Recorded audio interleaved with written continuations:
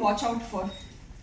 So in this scenario, with respect to bone and joint infections, what would the word rational use mean? First would be to have the right bug, to select the right drug, to do the right surgery, to identify the right host for treating, and to decide the right duration. So these are our 5 commandments every time a patient walks in and we think he or she has an infection and how to proceed with them. So when you talk about the right bug, you always consider local epidemiology. For the simple fact that all the PGI data that we have and Western data versus Indian, it's repeatedly said that there are gram-positive infections that are the most common, but there are multiple studies in India also that show that almost 50 to 60% of our gram-negative etiology.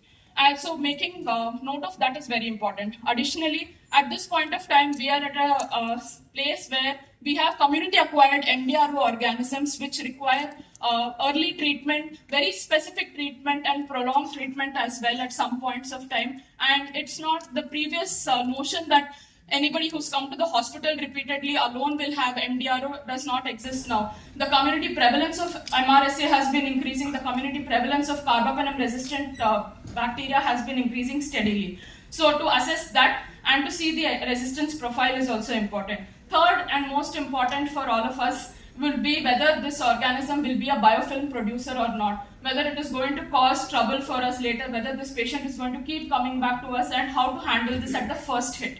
And fourth would be difficult to treat organisms, just like the NTM case that was discussed this morning, or even atypical organisms such as Brucella osteomyelitis and Salmonella osteomyelitis or so.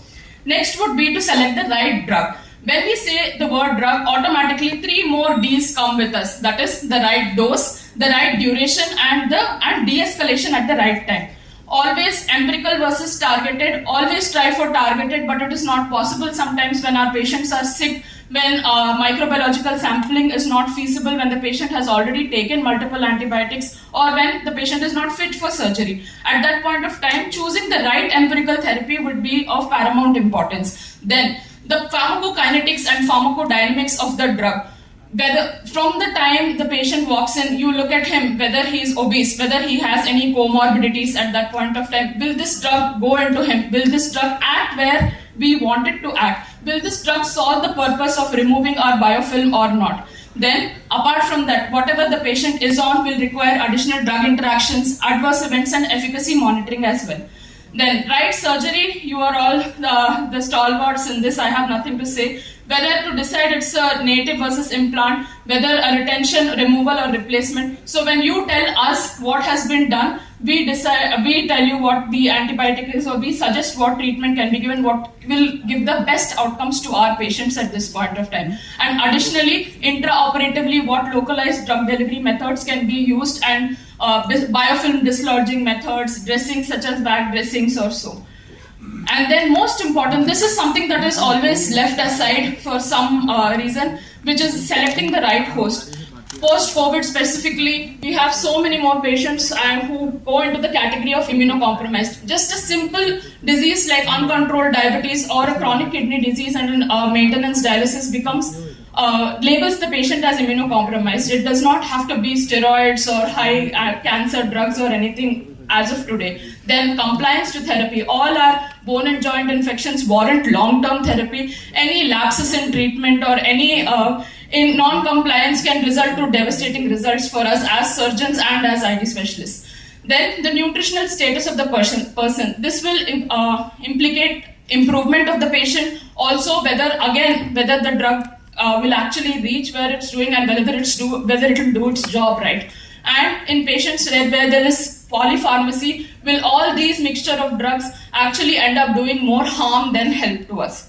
And again, the right duration, when we can do an IV to oral switch, and in which cases do we require chronic suppressive therapy. All patients do not require to be treated for 12 months or 18 months altogether, and to select those candidates and to follow them up appropriately is very important. So just to go through with these 5 factors, I want to take a simple case of a 68-year-old male with diabetes, chronic kidney disease, and hepatitis B related CND, child pug A. So he has had a history of right knee swelling and pain for more than 10 days after having a total knee replacement around 3 months back. he is febrile, there is purulent discharge from the suture side, and he has already consumed oral antibiotics or course of oral antibiotics and 2-3 days of even IV antibiotics outside with no relief. So we have taken cultures from the joint aspirate, it's all sterile. Luckily, we have saved by molecular methods, which is the BioFire, which has shown us a methicillin sensitive Staph aureus. So these 4 words are very important for us. So looking at this patient, all the factors that I mentioned before in the previous slide, let's put into perspective what would be the right antimicrobial choice for him, how long and how to go about it. So first would be bug and organism related factors. This patient has methicillin susceptible Staph aureus, but again the most important point over there would be biofilm formation. These biofilms will result in restricted penetration, differential metabolic activity causing something called as persister cells, which will not go with our routine antibiotics or routine duration or without a surgical clearance. And low oxygen tension prevents these reactive oxygen species page action we get of the drugs that gets prevented. So first thing is you decide whether this organism is biofilm producing or not. Yes, we have a Staph aureus that is biofilm producing. Next, we see our MDRO risk. What is the prevalence of our MRSA or MRSA over here? Always the culture report does not translate. A genotypic and a phenotypic difference is always there. Even if the report shows a sensitive organism, there is a good chance that this biofilm is preventing treatment response in our patients and it is actually resistant in this patient. Then apart from that, MRSA and carbapenem resistance as well. So, and if this was not MSSA in this case, another case where we don't have a microbiological diagnosis, we are treating blindly, we are giving medications with broad antimicrobial cover and nothing is coming to our hands. Always think out of the box. In our uncontrolled diabetics, in our chronic kidney disease, chronic liver disease patients, fungal osteomyelitis, fungal prostatic joint infections are on the rise. Candida species or even mucorales for that matter. Apart from that, mycobacterium species and non-tuberculous mycobacteria are on the rise with the advent of increasing surgeries, increasing use of fluids and dressings, etc. And apart from that, even Brucella, Burkholderia pseudomallei, which we commonly known as melioidosis, which is common in diabetics and uncontrolled diabetics and alcoholics. These are all other organisms which are hiding in plain sight, which may cause absolute chaos in bone and joint infections. So when we say the right drug for us, when I said methicillin sensitive, again vancomycin will not be the choice here. There is available literature of failure of vancomycin in methicillin sensitive to prefer as compared to MRSA. MRSA is the drug of choice. When we say it's methicillin sensitive, go for the anti-staphylococcal penicillins like flucloxacillin, cloxacillin or ceftriaxone. So always Staph aureus is not equal to MRSA. That is the first result. Second thing is always look for a clear indication for broad spectrum therapy. Always look for carbapenem sparing options whenever possible. And if our patient is admitted, review at every 48 and 72 hours. Do we require this drug? Is he responding? Can we step down? Can we stop? And always assess the bone concentration. So these are a few drugs with very good oral bioavailability, almost equivalent to the IV medications, with some of them like linezolid, rifampicin and Septran having good antibiofilm activity as well. But again, with the long-term use of these antibiotics, which will go on for at least 6 to 8 weeks or so, please keep in mind Clostridioides difficile infection, which can be hell for the patient once it becomes severe and it's just simply treated as a diarrhea with probiotics or so and not identified on time. Non-irreversible neuropathies with linezolid, cytopenias and bone marrow suppression, and rifampicin interacting with almost every drug, even something as simple as statins that patients take. And even Septran, although it is an excellent drug, it is being used less as newer drugs are coming up. It does have its own share of side effects like acute kidney injury, even Stevens-Johnson syndrome sometimes. Next is most important, the host selection. Always look for the drug review for interactions. Even patients with hypoalbuminemia, for example, if we use ertapenem, thinking it is a single once a daily dose for these patients, hypoalbuminemia, this drug will not work at all. It will not go. So please keep in mind these kind of things as well. The right surgery, we all know there are multiple ways to do it and the duration will be decided upon that. Last would be IV to oral switch. Should we take tabs or jabs? There are more. This is the OVIVA trial, but apart from this, there are at least 10 more RCTs at this point of time that can that confirm that oral and IV treatment is the same after a brief period of an IV antibiotic, and it's non-inferior. The only possibilities where you would need a prolonged IV would be when we have a poor source control, when we don't have enough oral antibiotic options, when there are significant toxicities and significant ischemia to the bone, or if there is an alternate source that we have to treat, like hematogenous, like bacteremia or endocarditis additionally. And lastly, this is something I really want to stress upon. Newer does not always mean better. At this point of time, we have so many new drugs in the market, name it tedizolid, levonadifloxacin, excellent drugs with very good action, but they are reserved drugs. They are to be kept and preserved for patients who do not respond to normal therapy. Please do not equate a newer drug to a better therapy. We have excellent drugs for bone and joint infections: Septran, clindamycin, doxycycline, minocycline, tigecycline, all most of them available in oral forms as well. Please, please, please reserve these for only when it is absolutely required.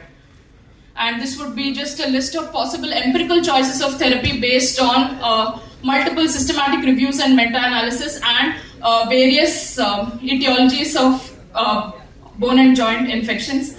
And our take-home points would be: always get a culture before starting the antibiotic. This is our dream team to treat bone and joint infections. The patient himself will tell you what all he has, his comorbidities, his drug interactions, the orthopedic surgeon, the infectious disease specialist, and of course the clinical microbiologist as well. And when we are thinking of rifampicin, always use it only in specific scenarios. Wait for the bacterial load to decrease to then start rifampicin, otherwise it will fail. Do not use it as monotherapy at any point of time, and always look for drug interactions, and always consider a timely IV to oral switch. I'm so sorry for taking up extra time, but thank you so much. Excellent talk, ma'am. Generally, like in orthopedics, most of the time, our biggest challenge remains to identify the bug. Yes. And that is first and foremost thing in your protocol as well. So, can you guide us? What are the recent advancements, and should be the means methods to avail those advantages? Like this BioFire test has come. What are the pros and cons in every patient we need it? Yes. Means give some recent guidelines for us which Yes. can help. Absolutely. So when you come to bone and joint infections, if our patient is stable, please try limiting empirical antibiotic therapy till after our sampling is done. There are multiple guidelines for prosthetic joint infections which require at least 5 tissue samples to be taken, or 5 pus culture samples to be taken. As ma'am has enunciated, use of tissue extractors and use of sonication for prosthetic joint infections for routine cultures definitely increases the yield. The sample volume is important, at least 5 ml or so for pus, and a good intraoperative tissue. No swabs will be helpful for us at this point of time. Intraoperative debridements of infective tissue after initial slough removal. And apart from that, if we have a patient who has received antimicrobials already, in whom we are not expecting a culture positive, then use of BioFire or multiplex PCR panels may be helpful. The cons of those would be the cost, because it comes with an additional cost of at least 20,000 or so. But if it requires a very minute sample of almost less than 0.5 ml of our joint aspirate, even if we do an immediate diagnostic tap in our OPD and we send it for our BioFire, apart from initial gram-negative and gram-positive bacteria, it also detects Candida species, and it also provides information on common multi-drug resistant genes, like whether the Staph aureus that we are getting is methicillin sensitive or methicillin resistant, if there are any carbapenemase producers or so. So all centers may not be equipped to use BioFire, but before going to BioFire itself, we should improve our culture techniques at this point of time: collecting our sample, transporting our sample on time, saline versus formalin, adequate volume of the sample, no antibiotics before the sample. And when we don't have favorable conditions like this, then we go for molecular diagnostics. Additionally, take a detailed history of our patient, like the salmonella case that was there. This patient would have had a bacteremia that was preceding and which would have gone into an osteomyelitis almost 4 to 6 weeks after. Although it is rare to detect bacteremia at this point of time, which is easier to detect in the first week, a history of prodrome of fever, prolonged low-grade fever would have been there. At that point of time, you think of all atypical Okay, ma'am, thank you. I organisms. think yes, we got the message. Any question? Yeah, the post culture is negative. Even the biofire has its limitations because it restricts itself only up to 30 Yes. bacteria. There are rare bacteria like the one salmonella and all he just showed. So there can be more rare ones at times. Then how to come to the conclusion? What test is available? Based on the Pus culture negative, biofire limitation. It's a CRP based test basically. histopathology will be helpful for us, and at that point of time, again, there are other PCRs also, like for Burkholderia, Brucella serology is there. That we will get to know only when we have a appropriate history that matches epidemiologically with the patients. Otherwise, to test for these organisms in a blanket manner will not be feasible. Thank you very much. We will go to next.